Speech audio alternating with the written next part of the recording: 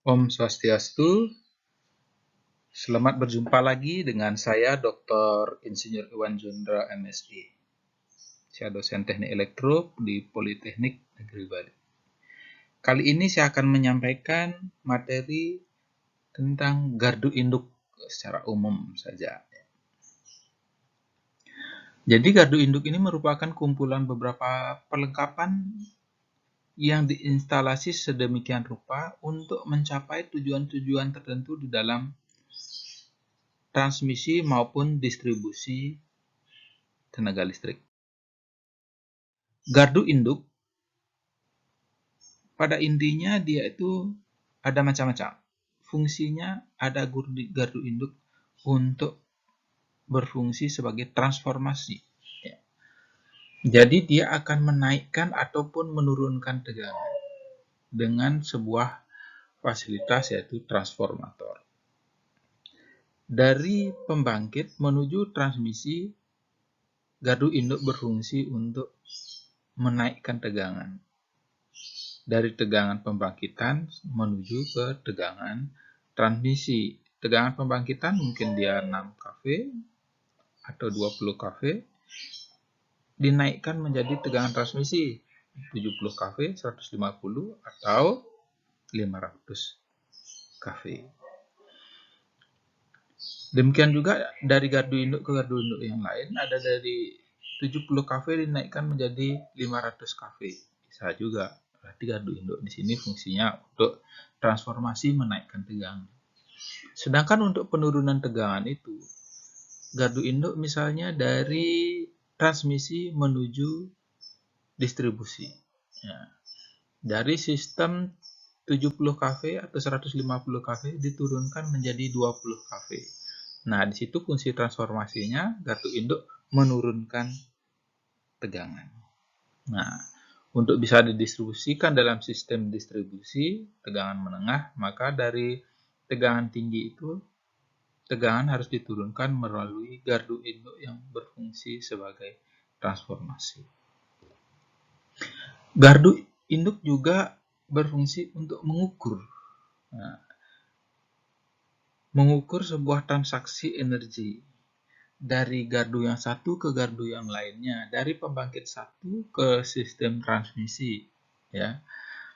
Gitu. Jadi di sini fungsi pengukuran berapa energi yang dijual di fasa R, fasa S, fasa T, berapa tegangannya, arusnya berapa, frekuensinya berapa. Nah, inilah fungsi dari gardu induk sebagai pengukur. Tentu dalam mengukur ini, di gardu induk dia tidak bisa mengukur langsung pada tegangan yang dituju, misalnya 70 kV gitu. Tidak bisa. Dia untuk mengukur tegangan 70 kV harus dilengkapi dengan potensial transformer atau PT. Jadi fungsinya di sini penurunan tegangan sampai tegangan terukur.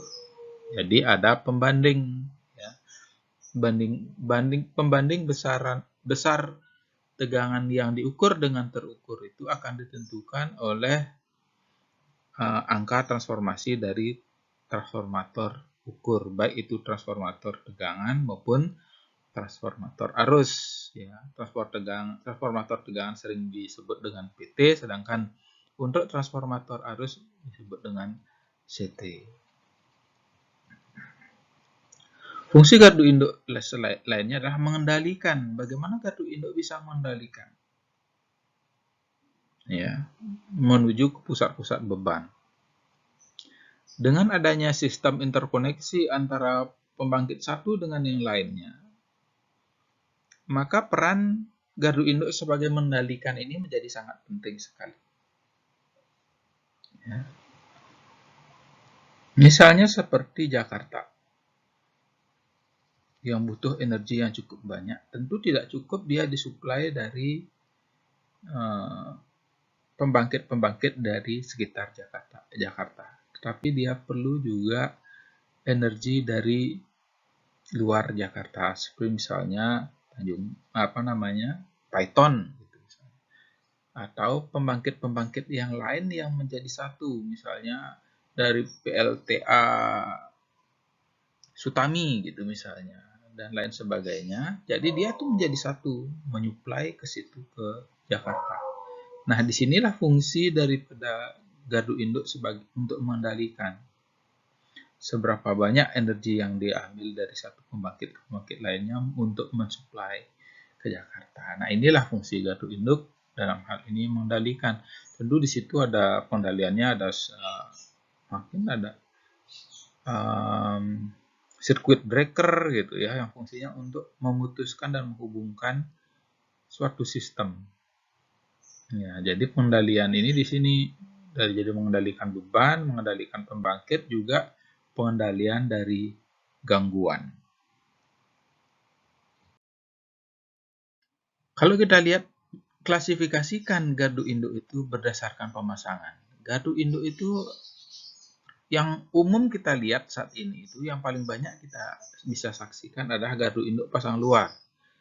Ya, gardu induk pasang luar ini bercirikan banyaknya serandang ya, sejenis tower itu yang berada di lapangan yang untuk menopang peralatan-peralatan gardu induk, baik itu circuit breaker, CT, PT, arrestor, semua ditopang oleh serandang tersebut. Nah, jadi fasilitas-fasilitasnya, breakernya, CT-nya, PT-nya, semua bisa kita lihat dari luar halaman. Gardu induk pasangan dalam artinya semua fasilitas itu dipasang di dalam sebuah gedung. Nah, tampak di dalam gambar ini yang biru-biru ini merupakan komponen-komponen gardu induk di dalam gedung.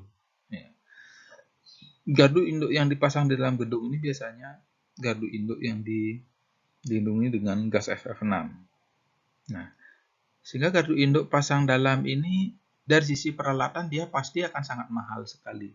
Tapi dari sisi lahan dia membutuhkan lahan yang sangat sedikit. Karena sistem gardu induk pasang dalam ini memanfaatkan gas SF6 sehingga tahanan isolasinya menjadi lebih tinggi. Walaupun jaraknya dekat, tidak akan terjadi lompatan muatan listrik dari pasang satu ke pasang yang lain, dari peralatan satu ke peralatan yang lain.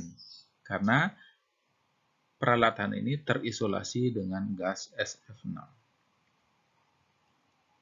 Ada juga gardu induk semi pasangan luar. Jadi ada sebagian peralatan dipasang di luar, ada sebagian juga yang dipasang di dalam gedung. Ya. Jadi kombinasi kedua hal ini, ada yang di dalam, ada yang di luar. Nah, ada yang keempat yaitu gardu induk yang dipasang di dalam tanah. Nah, kalau gardu induk yang dipasang di dalam tanah ini, kalau kita lihat dari luar itu tidak kelihatan seperti gardu induk. Ya, jadi kelihatannya lapangan saja. Atau justru ada gedung lain di atasnya. Atau ada fasilitas umum lain di atasnya. Nah, ini gardu induk dalam tanah. Kita bisa lihat di gambar ini, pekerja sedang menurunkan peralatan kelengkapan gardu induk dalam tanah. Jadi dilihat dari luar ini seperti tidak ada fasilitas apa-apa di dalamnya. Padahal di dalam gardu induk pasang di dalam tanah ini ada fasilitas yang rumit hampir sama dengan gardu induk pasang dalam. Kalau gardu induk pasang dalam ini dia berada dalam gedung tetapi dia masih di atas tanah. Sedangkan di dalam tanah ini dia sudah tidak nampak lagi dari permukaan tanah, ya. Namun peralatannya kurang lebih sama dengan peralatan pada gardu induk dengan pemasangan dalam. Kalau kita lihat klasifikasi gardu induk dari tegangan, itu ada gardu induk transmisi. Ya, gardu induk transmisi ini fungsinya untuk menaikkan tegangan. Ya, dari tegangan pembangkitan ke tegangan transmisi. Ya. Kemudian gardu induk distribusi. Nah, di sini dia fungsinya untuk menurunkan tegangan. dari tegangan transmisi menuju ke tegangan distribusi, seperti misalnya di gardu induk Sanur Bali. Ya. Di gardu induk Sanur Bali ini, tegangan diturunkan menjadi 20 kV. Ya. Selanjutnya didistribusikan ke penyulang-penyulang yang ada di seputaran Sanur.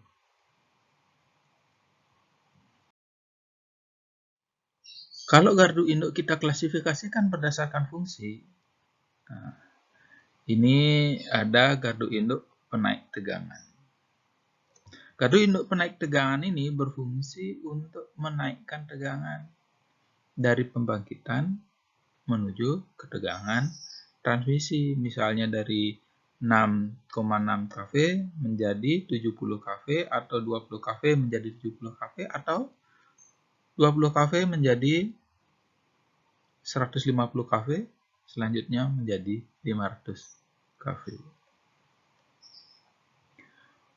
Ada juga gardu induk penurun tegangan. Jadi penurun tegangan ini bisa penurunan tegangannya dari 500 kV menjadi 150, bisa menjadi 150 menjadi 70 kV. Atau dari 70 kV menjadi 20 kV. Ya, ini tetap menjadi penurun tegangan. Nah, gardu induk yang berfungsi sebagai pengatur tegangan, ada kalanya karena transmisi itu berjalan terlalu jauh, terjadi penurunan tegangan. Sehingga pada titik tertentu dibuat pengatur tegangan yang fungsinya untuk memperbaiki tegangan transmisi. Ya. Jadi di pengatur tegangan itu biasanya juga dipasang semacam kapasitor untuk memperbaiki atau juga beban motor. Ya. Jadi untuk kapasitornya ini ada yang bentuknya motor, ada juga yang bentuknya statis. Nah, pengatur beban ini berfungsi untuk mengatur pembebanan pada sebuah gardu induk. Ya. Dia bisa disuplai dari beberapa saluran transmisi menyuplai ke satu beban tertentu. Ya. Atau dari satu transmisi menyuplai ke beberapa beban. Inilah pengatur beban.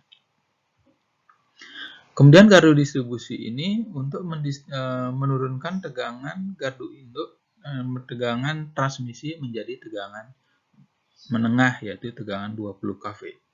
Nah, di sini gardu distribusi ini fungsinya untuk mendistribusikan energi listrik ke pusat-pusat beban. Fasilitas dan peralatan dalam gardu induk, yang pertama itu ada gedung, itu yang pasti. Ya, apapun bentuknya gardu induk pasti ada gedungnya. Walaupun gardu induk pasang luar, dia tetap ada gedungnya. Gedungnya itu adalah gedung untuk kontrol atau pusat pengendali, apalagi untuk gardu induk pasang dalam, pasti ada gedungnya. Sedangkan gardu induk di bawah tanah, gedungnya tetap ada, cuman dia itu berada di bawah tanah. Fasilitas elektrikalnya terdiri dari trafo daya. Trafo daya itu ada di sana yang beberapa hal yang mensupport, ya, yaitu trafo daya. Ya, trafo daya itu untuk mendistribusikan daya listrik, tetapi ada proses penaikan atau penurunan tegangan. Jadi yang didistribusikan untuk energi listrik, bukan untuk pengukuran, bukan juga untuk proteksi, tapi trafo yang menaikkan atau menurunkan tegangan daya listrik untuk ditransmisikan atau untuk didistribusikan kepada pusat-pusat beban.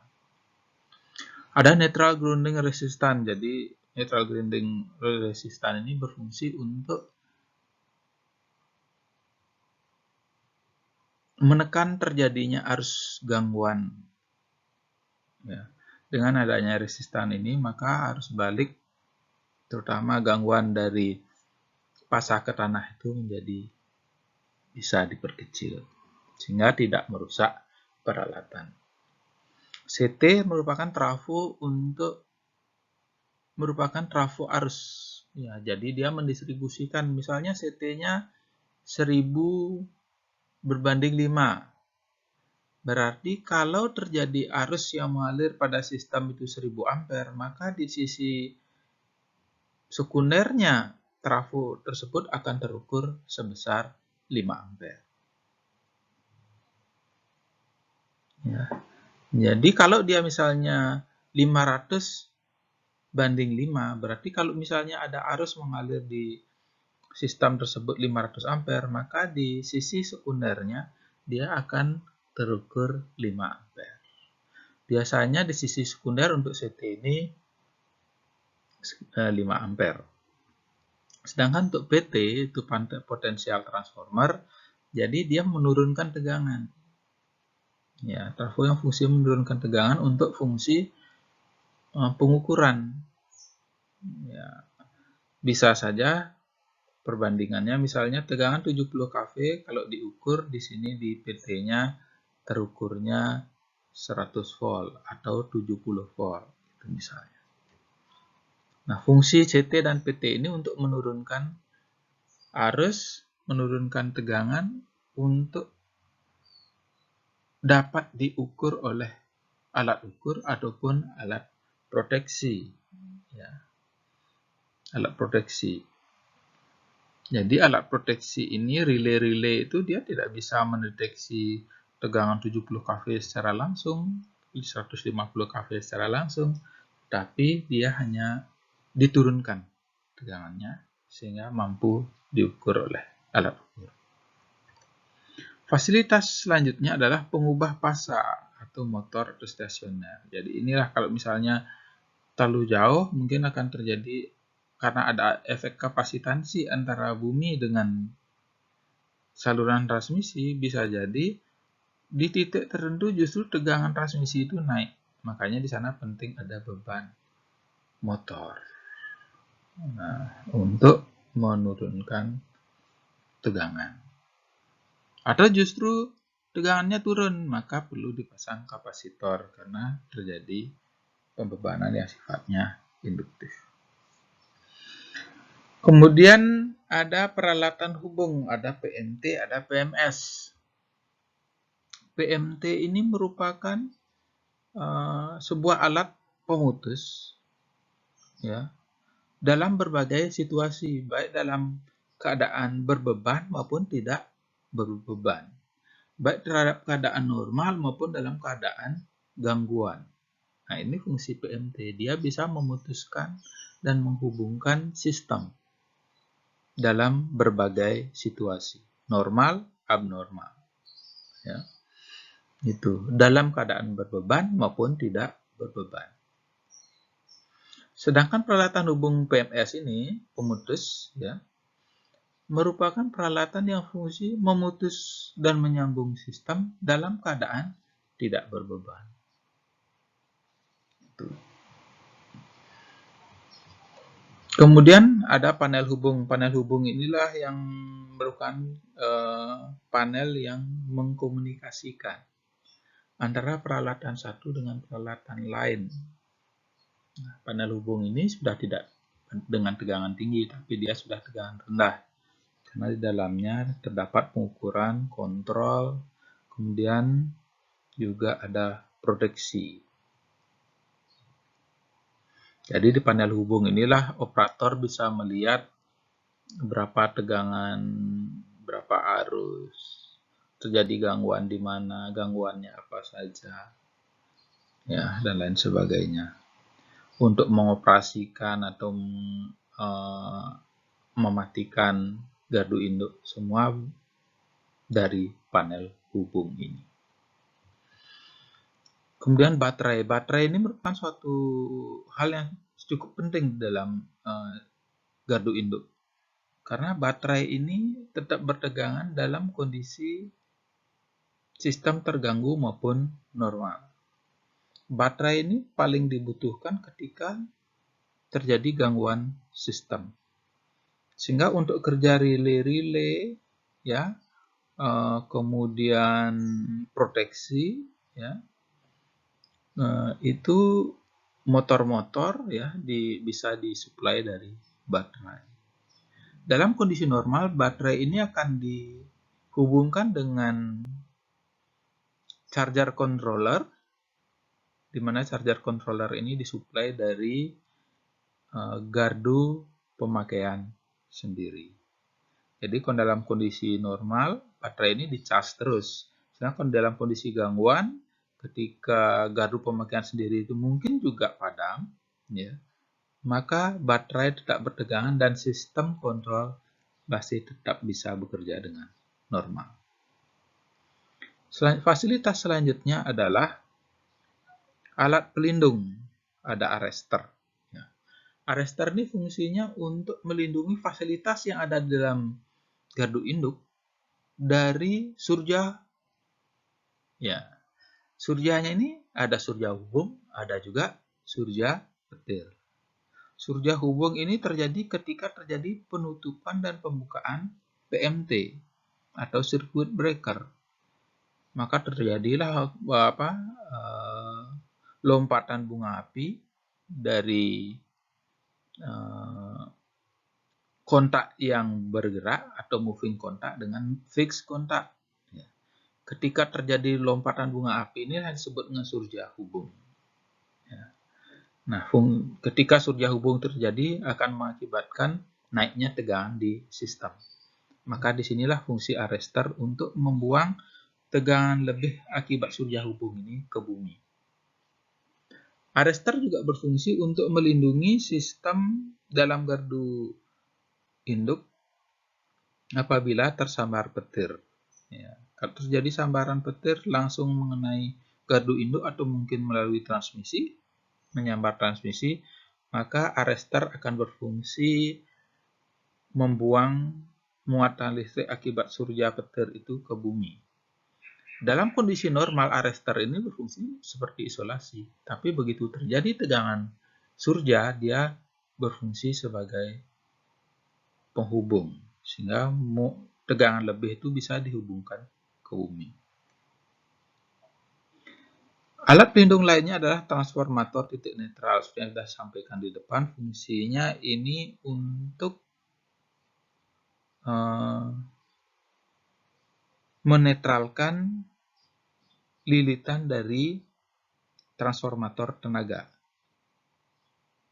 Nah, dari lilitan transformator tenaga ini dijadikan satu melalui transformator titik netral, kemudian netralnya dihubungkan ke bumi. Selanjutnya adalah arda. Arda merupakan suatu alat pelindung yang sangat vital dibutuhkan. Ya. Jadi arda ini harus dibuat sekecil mungkin nilai tahanan ardanya. Sehingga sering dilakukan berbagai usaha untuk memperbaiki kualitas arda. Memperbanyak ground rod-nya atau dengan menambahkan zat-zat tertentu dalam arda, misalnya bentonit atau semen aktif atau apa saja namanya, untuk memperbaiki resistansi pentanahan. Arda ini menjadi sangat penting untuk melindungi peralatan dan juga manusia yang ada di gardu induk itu apabila terjadi gangguan. Arda mendapat perhatian yang cukup serius di berbagai aktivitas ketenaga listrikan karena fungsinya memang sangat vital.